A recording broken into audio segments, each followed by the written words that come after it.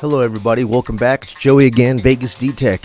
I got a unique little video that I wanted to put together for you tonight.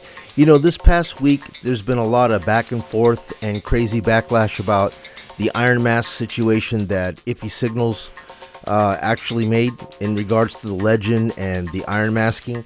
And you know what, it really intrigued me to actually think, you know, how much of that is actually true. I always said that I never find very much iron in my parks, and the reason that I don't find very much iron is because I discriminate on my detectors. So obviously if I discriminate it, I don't see it, I think that there's no iron. So then I decided to go ahead and metal detect using all metal mode, right? And I noticed that, you know what, there is a whole ton of iron in the parks that I'm at. And when I started using the Equinox, being that they have a compressed scale, a lot of the jewelry that I actually have that I've actually done an air test on would come up in like the number 4 or number 5. I've had rings that come up in there. So when I'm actually out at a park and I'm metal detecting and I'm in all metal mode, I start to think, am I actually missing anything when I walk past signals that ring up -9, which is at the very end of the scale of iron, and it starts to going into the positive integers, which are 2, 4, and 6. And as I started to like not walk away from those, I started to notice that I was pulling a lot of ugly iron up out of the ground. Now, I went ahead and I was more intrigued now when I started finding more of this iron. So I wanted to do an actual Iffy Signals iron separation test on my own metal detectors that I have, right? And I have 4.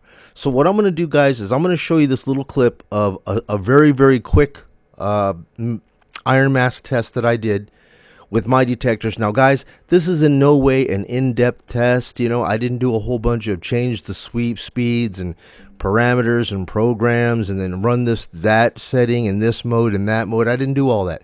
The whole point that I'm trying to show you here is what my typical metal detectors set in just a standard Park 2 mode. Some of my detectors don't even have an iron bias setting. I don't even have a swing speed setting. I don't have any of that. It's just point and shoot. Okay, and this is the actual results of those tests as I found them today when I actually did them. So here's the test right here. All right, guys, quick little test. I got a piece of iron and a quarter right here, right? So with the Equinox 600, I got it on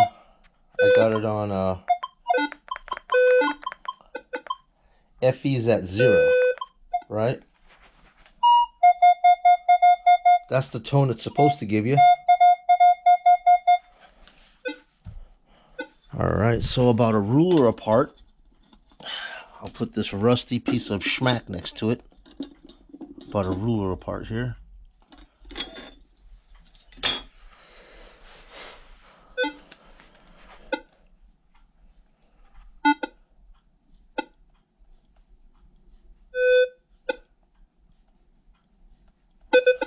And then we'll just go ahead and bounce it up to FE1. Let's just bounce it up all the way to FE3. That's the maximum that I can get it.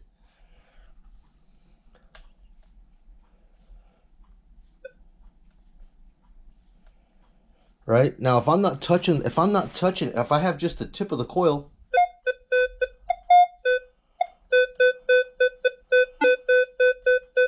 but if that iron is anywhere near that coin, this is what I get. Nothing. Not a bling, a bliggity bling, bling-a-ding, nothing.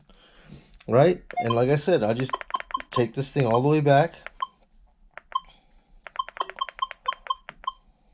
And I'll run the FE down to FE0.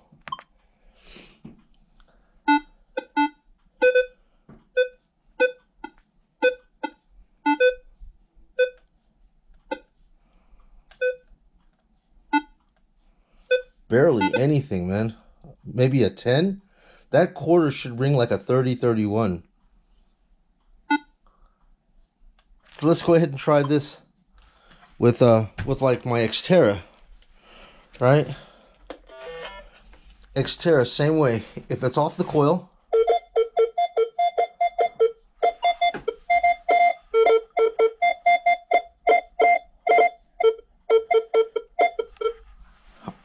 coming across.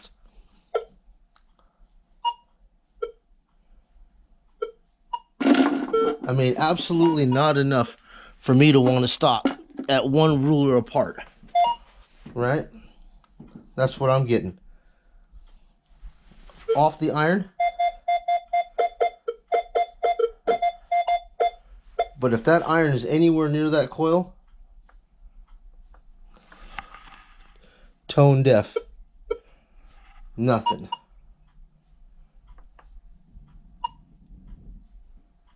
Alright. What about if I use the Quest?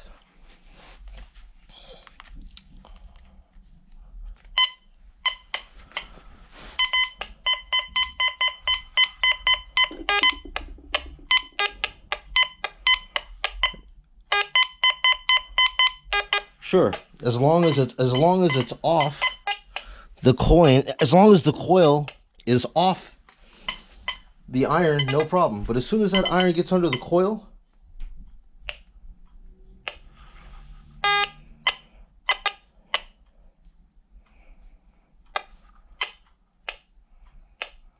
not enough even to make me look twice as I'm sweeping across the field.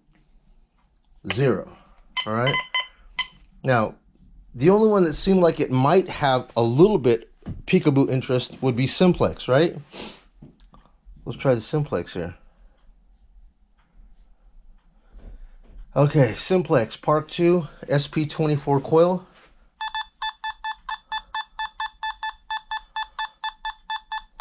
That's the way it should sound.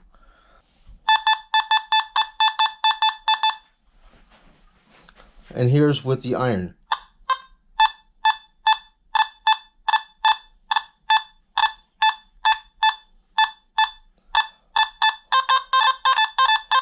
Now, even with the coil hitting the iron right here, both objects are under the coil.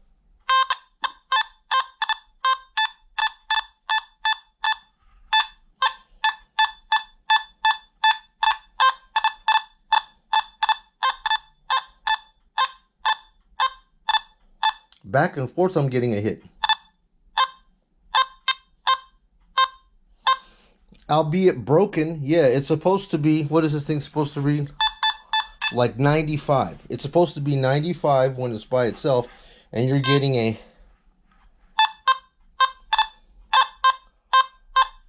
I don't know, 17 to what?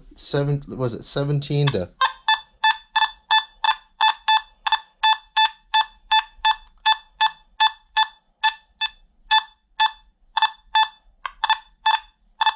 Mostly 70s on that. But it seems like to me, of all of my detectors, that I have here, it really looked like the Simplex would give me the best shot in the iron over all of the other ones. And even though the Equinox has the iron bias on it,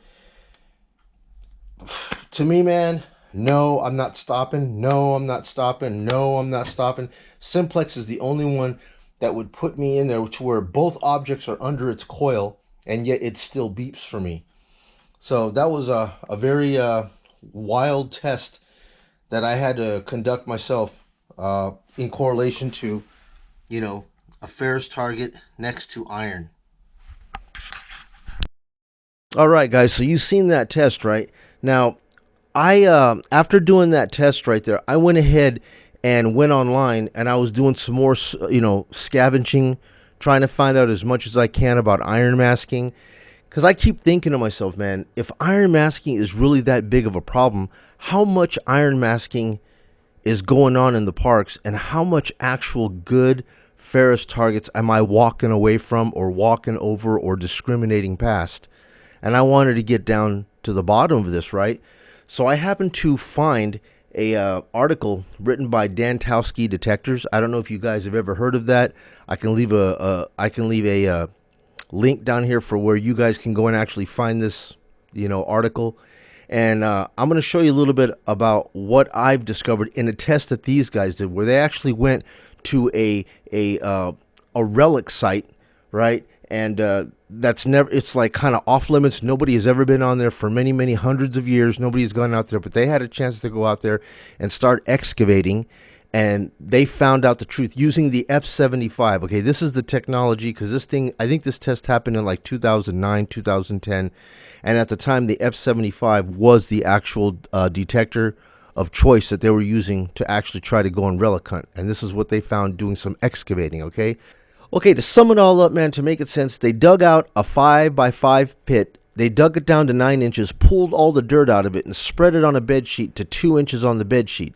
They ran the detector over it, and all they got were iron tones. Once they ran the magnet through all of the bed sheets and removed all of the iron, the nails, the flakes, and everything, which they're left with just clean dirt, finally they were able to unmask and find non-ferrous targets. But they're saying that these items that they found in the air, these non-ferrous items were detectable up to 11 and 12 inches in the air.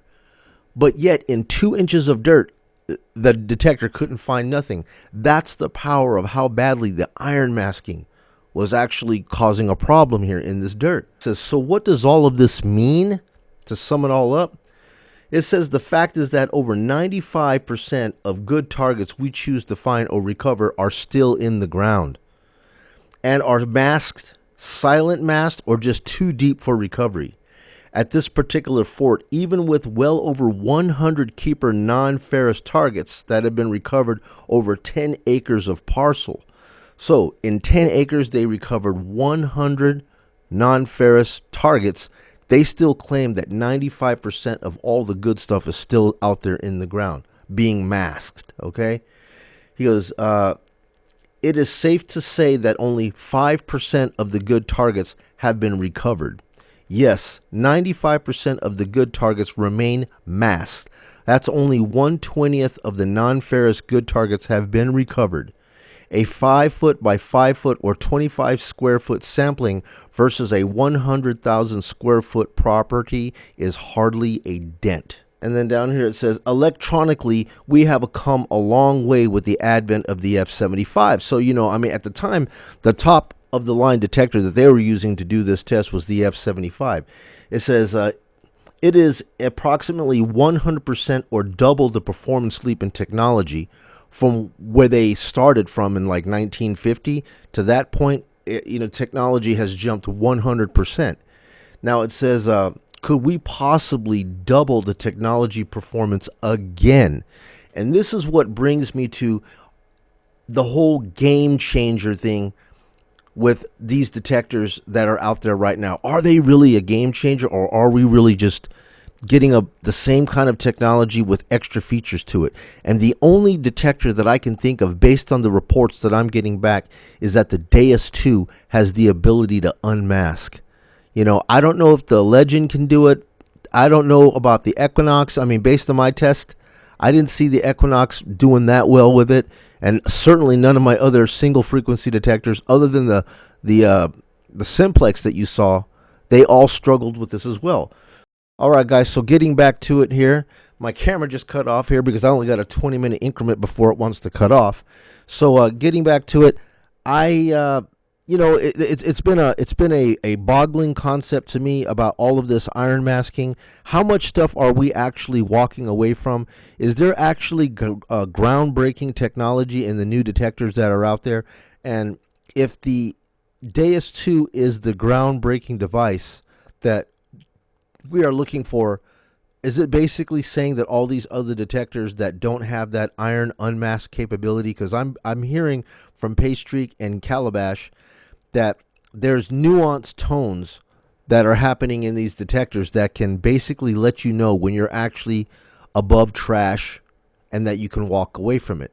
And guys, I got to tell you, man, when you get to be of a certain age and, hell, I don't know, 50 or above, your back, man, your back can only take so much abuse of actually getting down there and trying to cut holes in these thatchy grounds.